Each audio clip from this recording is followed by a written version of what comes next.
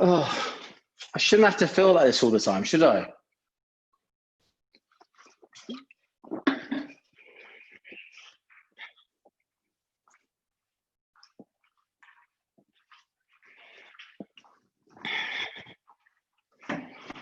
It's my own fault for putting it on LinkedIn if it is. It was a lovely post I put. I didn't see it. I don't go on LinkedIn.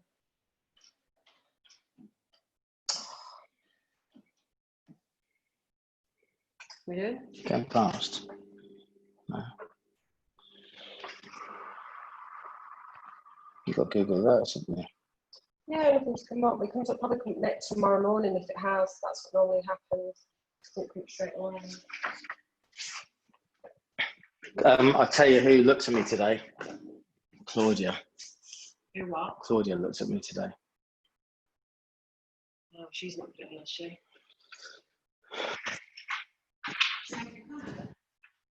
No.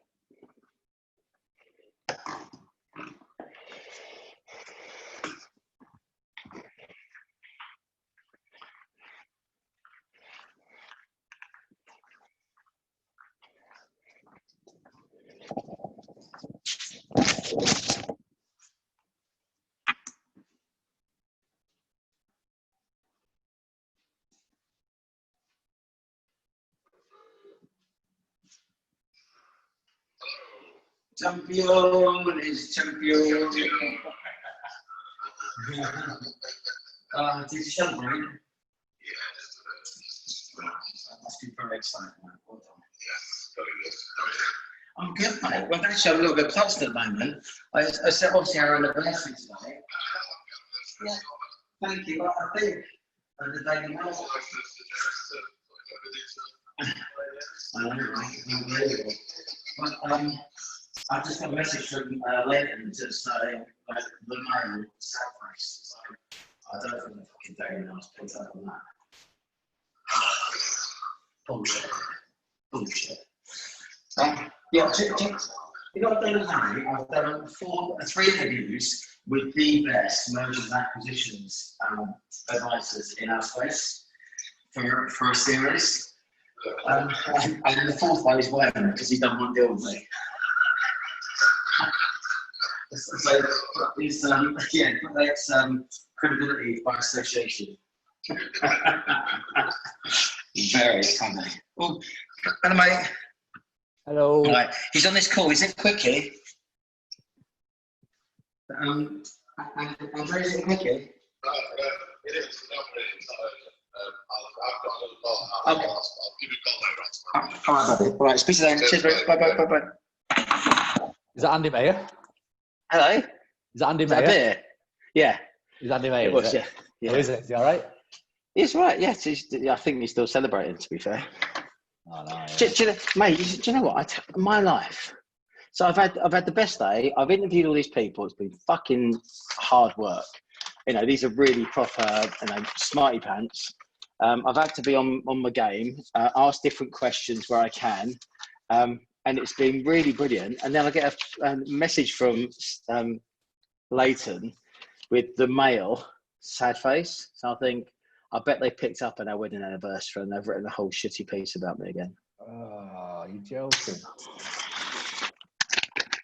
It's just like, I thought I was over and done with. But must be a slow news day. okay, now there we go. Yeah, we'll find out. We'll find out. Have you dressed up especially and put yourself in a different room? I'm sorry. Well, actually, I've just gone and give my kids the harsh word because I've got one kid in the playroom there, and I've got my little boy in the living room here, and I'm sat in like the walkway through. So I've told my kids not to walk in fast. That's absolutely brilliant. Right, let me just go and give my phone to Julianne so she can watch it. I just talked to Julianne. Why don't you ask her, Claudia? Right, Wayne, let's do this. Do it. Right, look at that. That's what you're driven me to. Right, yeah, so this has been really good. We try to rattle it off in like 20 minutes. We're not sure if we... I've got my cup of tea. Perfect. We're not sure if we're going to wrap it into one big video. So we do lots of little trailers and then direct traffic there, or we have them as separate ones. But I think one big video, we just take out the best bits from everywhere. How do I introduce you?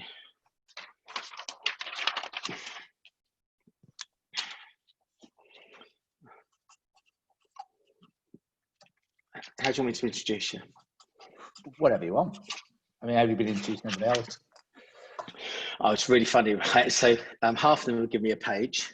All right. Marcus just went, I'm pretty good at this. It's just one line, which was brilliant. So Wayne Brophy, what's your investment vehicle called? Alexum. Alexum. So How do I spell it? Alex, U-M at the end. Alexum. Basically, it's my boy's middle name. Well, he's not called Alexum. He's called Alex, but Alexum. Okay. That's got to be something to do with Ferguson. Yeah, we'll go with that. Actually, don't go with that because it's not actually, because my wife will kill me otherwise. No, let's do that then. Yeah. Yeah, it's apparently it's Alex Ferguson, not his son. Yes. So you're the founder of Alexum, the founder of Cast UK. Yeah. Europe's Global Cast International. Europe's #1 logistics and supply rec chain. Brand And supply chain. Get that on there. And supply chain. And supply chain brand. King of the North. Back office God.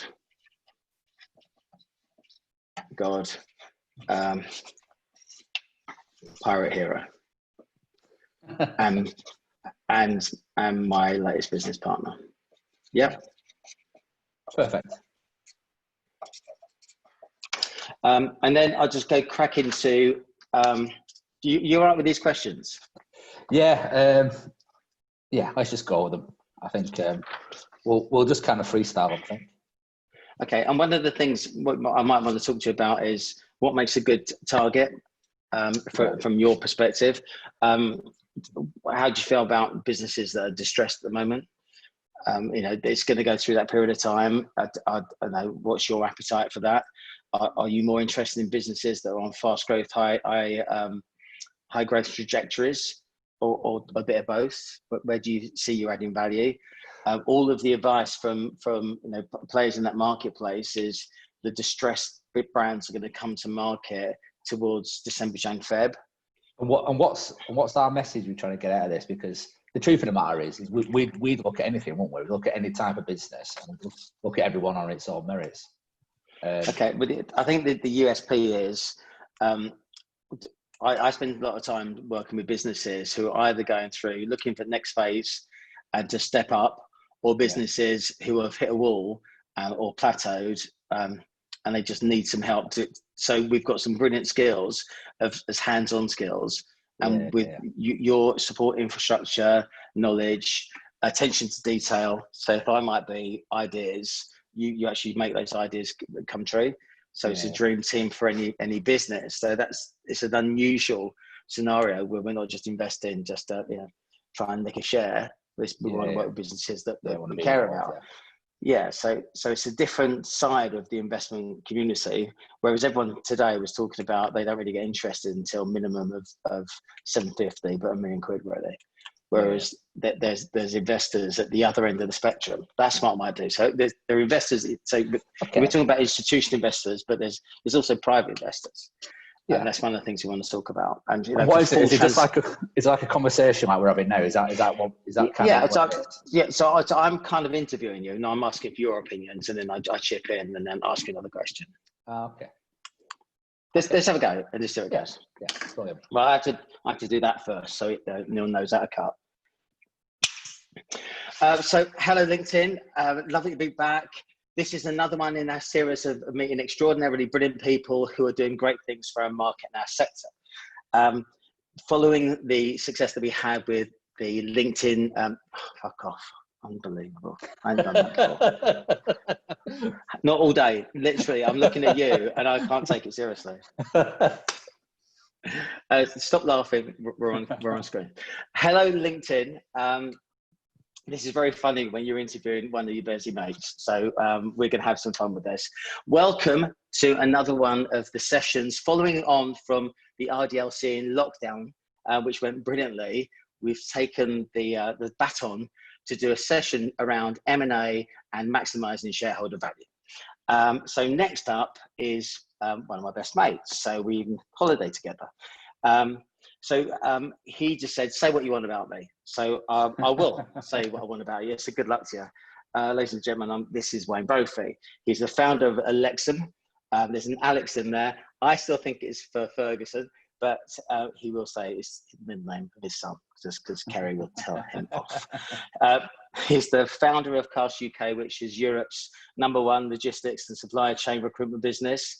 He's the king of the north for the RDLC, so he's the guy that everyone goes to for advice first. He's a back office god, which will mean something when we explain. So the other people that I've had the luxury of interviewing over the last couple of days are your high market cap, so your mid to high market cap, when they're talking about £1 million investment. Now, for full transparency, Wayne and I are in a business. We've already made investments. We're looking for businesses that are smaller cap. So we're private investors, but we're slightly different. We work with businesses to help them expand. And I'll ask Wayne to say more about that in a minute. Actually, why don't we go straight to the horse's mouth? So say hi, Wayne. Hello. Nice to see you all and meet you all. I'm expecting children to be running through the back of this any moment now. So when you're a brand new investor into the recruitment space, what prompted you to do it? And dear God, what prompted you to do it right now of all times? Okay, so as you know, Gary, we've been working together as you as my advisor, my non-exec director for several years, 4.5 years in fact. And when we first met 4.5 years ago, one of the things I said I was interested in doing was working with other businesses. And I suppose my kind of ideal would be to work in an advisory capacity or an investor capacity and basically helping other companies. Something that me and you've talked about in the past is what sort of investor do I see myself as? And I'm probably a bit more of a hands-on investor. I want to be involved in businesses. I like helping businesses. I like helping people. And this sort of thing excites me really. So why now? Well, first of all, it's not a new thing. Like I said, we've been talking about it for a long time. But I suppose we've had more opportunity now given the market. Now we've had opportunity probably in the last 12 months of different businesses. One or two that kind of got away, unfortunately. But I suppose more recently, we're seeing more and more opportunities. So it's probably the market that's driving it. So it's really interesting when we speak to other people. They're not really interested in investments until they're touching that magic £1 million. But what might look like a great investment for you? What would that business look like? So I think we're looking for smaller businesses. We're looking for businesses that are on the verge of the hockey curve. We're looking for businesses that clearly owner managed businesses that are just getting going, just going through the motions of growth, but probably need that extra input, they need that extra advice, they need some additional direction. There are also businesses that might need some capital. What we tend to find is a combination of both. So it's the investment of the capital and financial help, but it's also the hands-on experience that I suppose myself and you have and gained over many, many years of working in the recruitment sector. So this is an advisory piece. It's not a sales pitch for us, but we will pitch at the end, obviously. So the idea is to give the recruitment sector a different sense of different styles of investor. So as a small cap private investor, there's probably three types of business, isn't there? So you've got your organisations that are looking, they're going brilliantly. They just want to kick on to the next level. Yeah. There's businesses that might have plateaued, and there are businesses that are just struggling. And there's likely to be all three at this moment in time. There's winners and losers.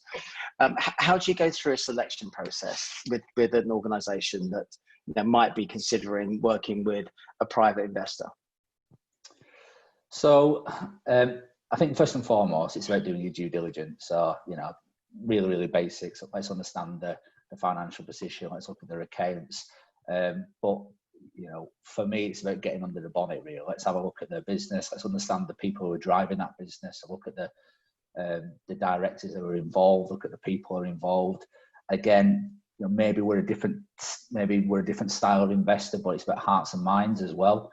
We're interested in working with people that actually want to do well, who want to accelerate the business, who want to grow the business. And I think sometimes that passion is not necessarily demonstrable on a balance sheet or a set of accounts. So we're trying to see through that, really. We're trying to, yes, we'll cover off clearly all the basics. We want to make sure we're investing in something that has got potential and is stable. But I suppose ultimately we're investing in the people, really. Other things that we're kind of considering in terms of our due diligence is what market they're in, what potential is in that market. Likewise as well, it's got to be something that we're interested in as well. Have we got an appetite in that market? Do we understand that market? Because we've got to want to, do well in that as well. So I think it's a couple of things. I suppose ultimately is that business a good solid business? Has it got good foundations? Is what I mean. And has it got high potential? That's the sort of things that we kind of look for. There's also a huge amount of recruiters that start a recruitment business without any experience of managing the book. Even yourself, that you started a recruitment business without working in recruitment. But there are people who start recruitment businesses up who haven't managed teams at all. They've just been a brilliant recruiter, and then suddenly you've got to run the business element of this. And there's elements that if you're working with private investors, that they can take huge amounts of that pain and effort away to actually facilitate, keep that time back, so that the recruitment business leader can actually crack on and do what they're brilliant at and know they've always got someone to tap into. So in terms of the back office that a typical private investor might give, what are the services that we could give, as an example, to someone who we invested in? Yeah, so I've run a recruitment business for over 15 years. So if there's a mistake to be made, I've probably made it. And what we're trying to do is mitigate that with anyone that we're kind of working with. So we don't want them making mistakes. We don't want them costing them money and getting it wrong. So when we start working with a business, it's about putting in the right processes, the right procedures with the right tech, to make sure we can scale as quickly and fast as possible. The things that we're introducing is good financial and accountancy practices, good marketing, good processes, good systems, looking across good hiring techniques for internal hiring, good onboarding, good training packages, and basically all the stuff that you associate with running a successful, well-run, well-organised business. And what we want the recruitment business owner to focus on is just growth, and finding good revenue and good sales for that business, really. It also can expedite things such as automation. So we're looking at investment into bots, the latest in terms of technology. So the things that might be pipe dream for someone at the moment, especially in this marketplace, we can actually just say we can trigger processes and rec tech that will take a business from being mid-table to being a Liverpool, just to wind you up, and actually United. It still came third. So there's lots of opportunity out there for people. But what would you say from the the business owner's perspective, if there were a checklist of things that they should look at in terms of an investor into them. So I remember Dean saying that he sold his business. The first day he sold his business, he'd never felt poor in his life. So you've got to be used to the emotional attachment that you have to your business, and suddenly somebody else owns half of it. Yeah. But also the day that he bought it, that organisation put out a profits warning, and he hadn't done any DD on the people throwing money in. So it's what would you say are the important things to do when someone is looking at the person to invest and go into partnership with? Yeah, so it's certainly not a one-way process. You're absolutely right. I think it's also the people looking for investors. So I think their due diligence is understanding me, understanding you, understanding our style, the way that we work.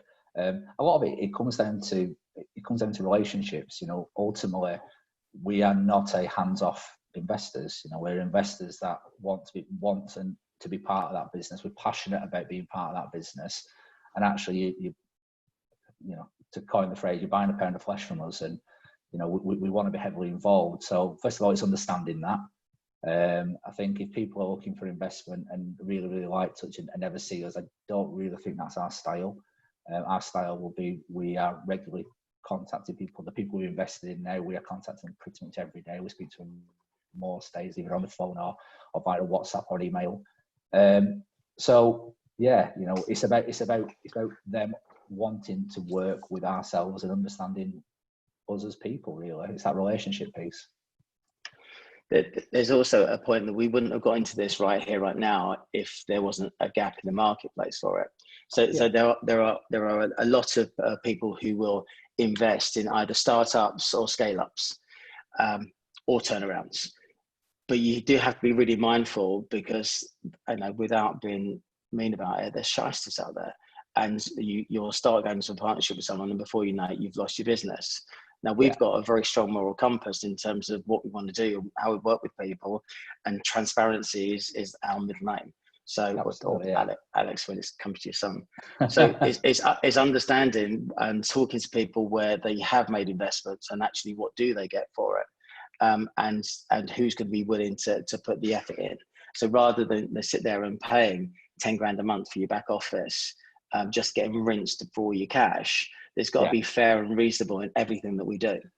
And it's interesting actually, because before really looking at the investment market, I possibly didn't understand that as much, and now I do, and I certainly recognise there are, to coin your word, some shysters around.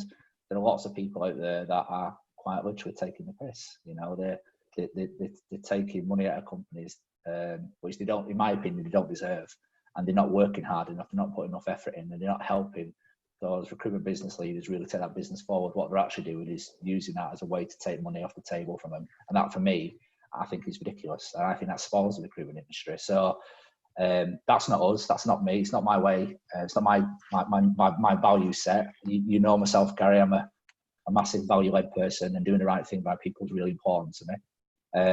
And I want to work with people where they are proud of me, and I'm proud of working as part of that brand, because that's really, really important for me as an individual to do the best I possibly can to help that business. Yes, I'm an investor, but you know, I also want to do the right thing by people, which is help them grow their business to be as successful as it possibly can be.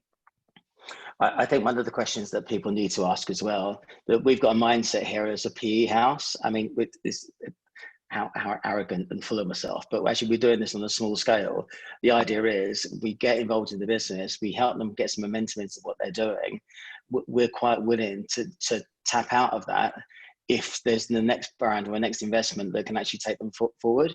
So we don't mind taking a small hit. What we're not going to do is stifle the growth of businesses. And that's one of the things that private investors have been known to do. So people need to be very mindful of what the long-term aim of the investor is in this, because otherwise it's very hard to untie some of these relationships if you're not going in the same direction. So I think we're both of a mind. So if you think of Nigel Frank, the investors they had, I think they're on the third lot now. So the investors were in, they take their ticket, off they go.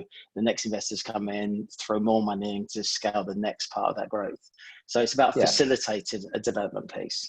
So if you had any advice about working with advisors or taking money, what would that bit of advice be?